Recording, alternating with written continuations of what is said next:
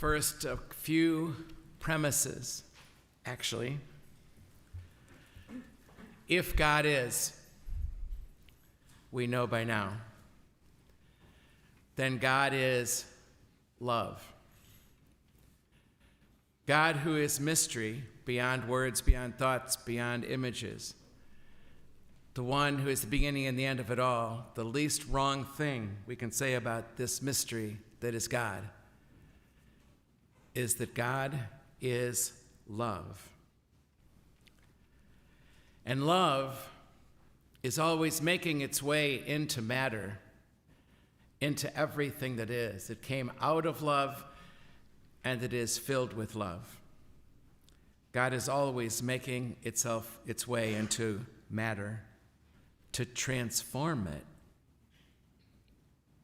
All matter.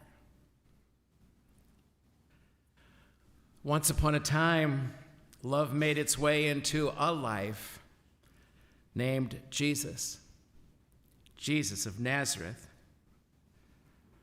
It was fully manifest in him, beyond words, beyond deeds, in his own flesh, in the way he lived and the way he died. Perfect love, which is God, was manifest totally, thoroughly, absolutely in that life, in the life of Jesus of Nazareth. And the love that is Jesus, made its way into wheat and into bread, into food, when he said from the beginning of his life, I am the bread of your life. Bread. Jesus talked about it incessantly. It was part of all of his stories. It was a part of all of his analogies, in one way or another. They were all about bread. Bread. I am the bread of life, he said. He was born in Bethlehem, which means a brotherhood of bread, literally. He was birthed in a manger, a feeding trough, a symbol that he came to be food for us. His life began as bread and ended as bread when it was broken open in his last meal with those who were his own in this world. That night he took bread. He took bread and absolutely identified with it. This is me, he said. This is me given for you, broken so that you can eat and live. Most everything about his life was identified, somehow or another, with bread. Therefore, my friends, we are here to eat bread. We are here to eat love. To eat love. As one of our famous philosophers wrote, we become what we eat. Therefore, when we eat love to become love. We eat love so as to become love, to be turned into love, absolute love, unconditional love, more and more every time we gather like this. Yes, for those who dare, we are here to eat love, to tear it apart, to chew on it, to swallow it, to digest it. Here we come together to devour love, digest it into every fiber of our being, so that like anything we eat, we become what we eat. We become love. We become ever more love. Love moves into us.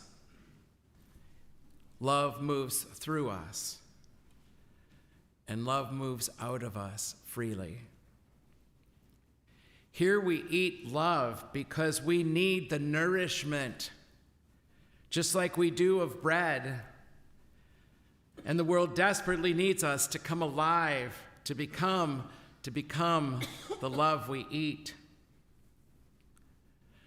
When we eat love, that tabernacle that is over there moves to this place right here, to me and to you. We become the tabernacle of the Most Holy. We become the tabernacle ourselves of this divine love, this eternal love, this infinite love, this unconditional love that we came here to devour and make a part of every part of us, so that when it has done its work, we poop it out. Now, I asked two priests if I could use that word. Both of them said no.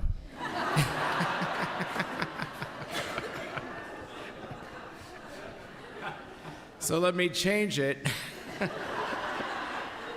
to until it comes out the other end. They say it takes 36 hours after food enters our mouth before it arrives at the other end, until we eat again. But what happens along the way is that all the nutrients of bread, the bread we eat, is taken up into our bodies, and through our bodies into a new future for us, into our tomorrow. The nutrients keep our brains working well, our hearts happily beating along the way, even when our hearts are broken, and our blood doing its work to keep us healthy and alive. Indeed, we are what we eat, and just like the bread we eat transforms us, so does the love we eat in that bread transform us into love, into unconditional love, into sacrificial loving entirely. And just as God transformed bread into the Eucharist, God also transforms human beings in the Eucharist. We are here not to be something different than we are. You're not meant to leave different. We're just meant to be more of the best of us as we go out into the world with this nutritional love, if you will. We're here not to become something different, but to become something more. That is what God, the one who is love, does for us. When Jesus transforms a part of nature into himself, he does not destroy the nature of that thing. He brings the goodness of that thing forward into its fullness. Their new creation shows and develops all the possibilities of that first creation. God enables, God lifts up to a higher level every natural thing to become even better, even to become its more perfect self. That's what God does with bread, and it is true bread now. It's not less bread, it's true bread. It's the truth of everything that was in it from its beginning, created by a creator whose spark was left there, inflamed now by faith and hope and love. This bread is not anything different than bread, really, but it is bread perfected. And we who come here to eat love walk away with us perfected. This transformation of bread into its fullest self, into something more, us being transformed, it's not magic. It's not magic by any means. The bread does not lose anything when it undergoes transformation. It surpasses itself and finally becomes more nourishing than it otherwise could have been. It becomes more itself in this transformation. And so do we. I'm still Gary after I go to communion, but I'm a more perfected Gary. I'm a more complete and full and whole Gary, as are you yourself. Our past is not annihilated, it's perfected here when we do what we're doing this morning. The transformation of consecration is not the destruction of matter. It's the elevation of matter. It's not the destruction of who we were when we walked in here. It's the elevation of who we are. This Eucharistic bread, now consecrated, is the most genuine bread there is. It is bread still itself, but entering its fullness. Again, as I said, bread perfected. Just as God transformed bread in the Eucharist, God also transforms human beings in the same way. We're still us, but we are us perfected, you might say. Here, this rainy morning in St. Louis, love is given to us, but it's given to us not as a subject to meditate upon, not as an object to just gaze upon, not even just an example to follow, but as food, as substantial food. If you and I dare to eat love, we become ourselves the love we eat. Like bread, it belongs to the essence of love that we give ourselves away. That's what bread is for, right? Is bread bread if we don't eat it? Bread is bread because it's broken apart and eaten. We begin to long to make our life a life for others' sake when we eat this bread. We keep less and less of our lives for ourselves, and we want to be more and more at the service of others. There's something in us that longs to make others happy when we eat love. Instead of living in self-pity, we comfort others now. Instead of being fixated on what I don't have, I begin to rejoice with those who rejoice and cry with those who cry. Instead of harboring anxiously to be in control of our lives and the lives of others, we begin to live a surrendered life, constantly surrendering our power over others humbly. If we eat love, it should ease whatever loneliness we came here with today.